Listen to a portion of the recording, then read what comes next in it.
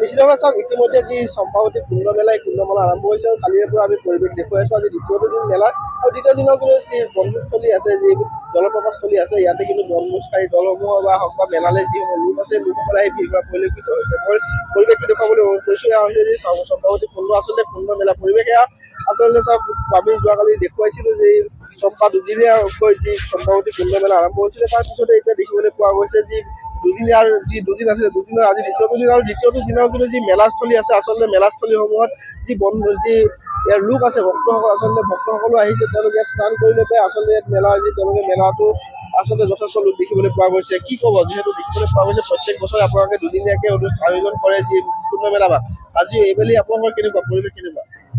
আজি পৰিৱেশ ইমান বেয়া নহয়, ভালে।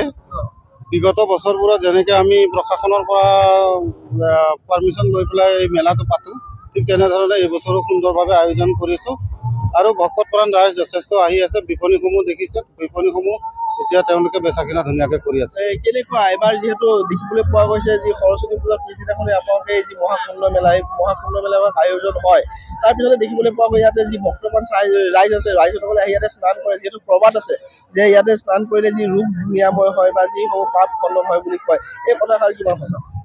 এই কথাষাৰ আমাৰ ককা দেউতাহঁতে দিনৰ পৰা কৈ আহিছে আৰু আমি যিখিনি এতিয়ালৈকে পাইছোঁ, ইয়াত আহি আজি মাঘী সপ্তমীৰ দিনটোত সৰস্বতী পূজাৰ পিছদিনাখন চম্পাৱতী যি মেলা হয়, এই স্নান যাত্ৰা হয়, সেই আমাৰ চম্পাৱতী নদীত আহি স্নান কৰিলে পাপ মোচন হয় বুলি কয় আৰু মনত যিটো মনোকামনা আছে সেই মনোকামনা পূৰ্ণ হয় বুলি পেলাই আমি কথাখিনি যিসকল ভকতপ্ৰাণ ৰাইজে তেওঁলোকে প্ৰমাণ পাইছে তেখেতসকলৰ পৰা আমি কিছু জানিবলৈ পাইছোঁ।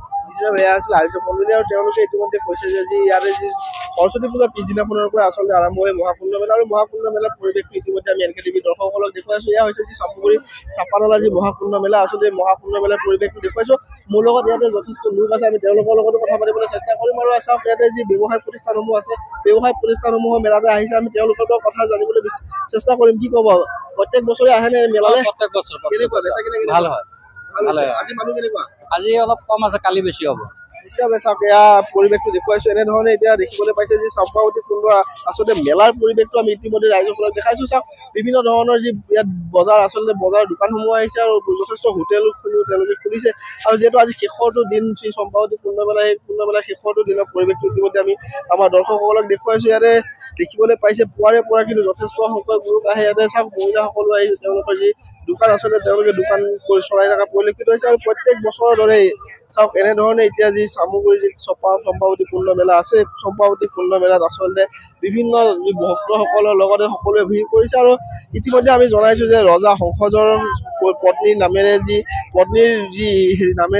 হেৰিটো আছে জলপ্ৰপাতটো আছে, তেওঁৰ জীয়ৰীৰ নামেৰে যি চম্পাৱতী কুণ্ড সেই কুণ্ড জলপ্ৰপাতটো আছে আৰু এই কুণ্ডৰ জলপ্ৰপাতত আচলতে কিন্তু যথেষ্ট সংখ্যক লোকে ভিৰ কৰে আৰু অকলে যে কুণ্ড মেলা বুলিয়ে নহয়, কিন্তু নতুন বছৰ অহাৰ লগে লগে কিন্তু যি বনভোজকাৰী দল সেই বনভোজকাৰী দলসমূহো আচলতে ইয়াত ভিৰ কৰা পৰিলক্ষিত হয়। এয়া হৈছে যি চামগুৰি চম্পাৱতী যি পৰিৱেশ, ইতিমধ্যে মই পৰিৱেশটো দেখুৱাইছোঁ আৰু এনেধৰণে এতিয়া যি উখল মাখল পৰিৱেশ বুলি ক'ব লাগিব আৰু আজি শেষৰটো দিনতো কিন্তু দেখিবলৈ পোৱা গৈছে যি বনভোজকাৰী যি মেলা আচলতে মেলাত যথেষ্ট সংখ্যক লোকে ভিৰ কৰিছে আৰু পুৱাৰে পৰা যি আচলতে যি ইয়াৰ স্নান কৰিবলৈ যথেষ্ট সংখ্যক লোক আহিছে। কালিৰ দিনটোত প্ৰায় 20,000ৰো অধিক লোক আহিছিল আৰু আজিৰ দিনতো দেখিবলৈ পোৱা গৈছে যথেষ্ট লোক আহিছে আৰু এনেধৰণে এতিয়া যি মেলা উপভোগ কৰি থকা পৰিলক্ষিত হৈছে।